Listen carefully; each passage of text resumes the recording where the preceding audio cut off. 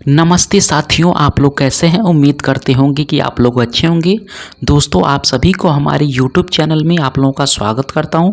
साथियों, आज का वीडियो बहुत ही खास होने वाला है, क्योंकि इस वीडियो में आप लोगों को ऐसे दो मेडिसिनों के बारे में बताने वाला हूं, जो मेडिसिन आप लोग अपने पास में रखते हैं तो मुर्गियों को आप लोग हमेशा स्वस्थ रख पाएंगे और अच्छे रख पाएंगे। अगर आप लोग इस चैनल पे पहली बार आएँ तो प्लीज़ चैनल को सब्सक्राइब करके उसमें जो बेल आइकन है उसे भी प्रेस कर लीजिए, ताकि सबसे पहले आप लोगों को वीडियो का नोटिफिकेशन मिल जाए।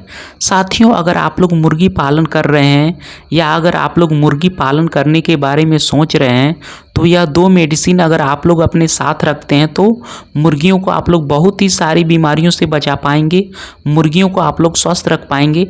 अगर आप लोग मुर्गी पालन करते हैं या अगर आप लोग मुर्गी पालन करने के बारे में सोच रहे हैं तो एक नंबर में आप लोगों के पास एंटीबायोटिक मौजूद होना चाहिए। आप लोगों को वेटनरी की दुकान से अच्छी क्वालिटी का एंटीबायोटिक खरीदना है।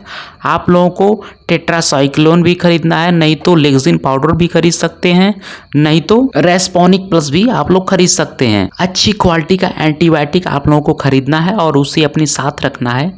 साथियों, अगर आप लोग एंटीबायोटिक अपने साथ रखते हैं तो अगर आप लोग आसपास में कोई मुर्गियां बीमारी दिखाई देती हैं या अगर आप लोगों के फार्म में मुर्गियों में कोई बीमारी का लक्षण दिखाई देता है तो तुरंत आप लोग यह मेडिसिन मुर्गियों को दे सकते हैं और अपने मुर्गियों को स्वस्थ कर सकते हैं।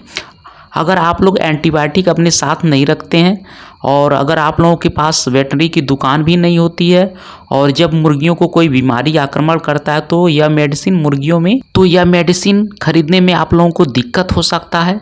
या अगर आप लोगों के नज़दीक में कोई वेटनरी की दुकान होती है और मुर्गियों को जब बीमारी आक्रमण करता है तब उस समय अगर वेटनरी की दुकान में एंटीबायोटिक नहीं मिलता है तो मुर्गियां मर भी सकती हैं। तो इसलिए सबसे पहले आप लोगों को सावधान होना है, पहले से ही एंटीबायोटिक आप लोगों को मौजूद रखना है, अपने साथ रखना है। अगर आप लोग एंटीबायोटिक अपने साथ रखते हैं तो इसका मतलब यह नहीं कि हर समय मुर्गियों को एंटीबायोटिक खिलाना है। साथियों, हर समय मुर्गियों को एंटीबायोटिक नहीं खिलाना है। अगर आप लोग हर समय मुर्गियों को एंटीबायोटिक खिलाते हैं तो मुर्गियों का वजन कम हो जाता है, मुर्गियां अच्छे से दाना पानी नहीं खाती हैं और उनका रोग प्रतिरोधक क्षमता भी कम हो जाता है।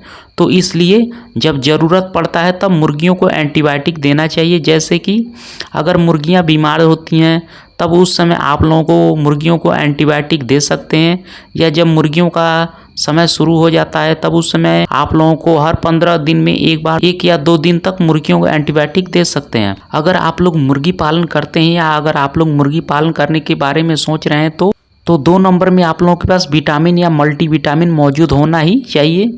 साथियों, अगर आप लोग मुर्गियों को समय समय पर विटामिन या मल्टीविटामिन देते हैं तो मुर्गियों का रोग प्रतिरोधक क्षमता भी बढ़ता है और उसके साथ साथ मुर्गियों का वजन भी तेज़ी से बढ़ता है।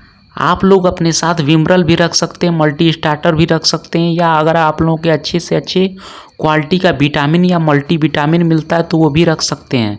अगर आप लोग विटामिन या मल्टीविटामिन मुर्गियों को समय समय पर देते हैं तो मुर्गियां स्वस्थ रहती हैं, मुर्गियों का वजन भी अच्छे से बढ़ता है। साथियों, विटामिन या मल्टीविटामिन मुर्गियों को देते समय आप लोगों को यह बातें ध्यान देना है कि अगर ज़्यादा गर्मी होता है तो उस समय मुर्गियों को विटामिन या मल्टीविटामिन नहीं देना है।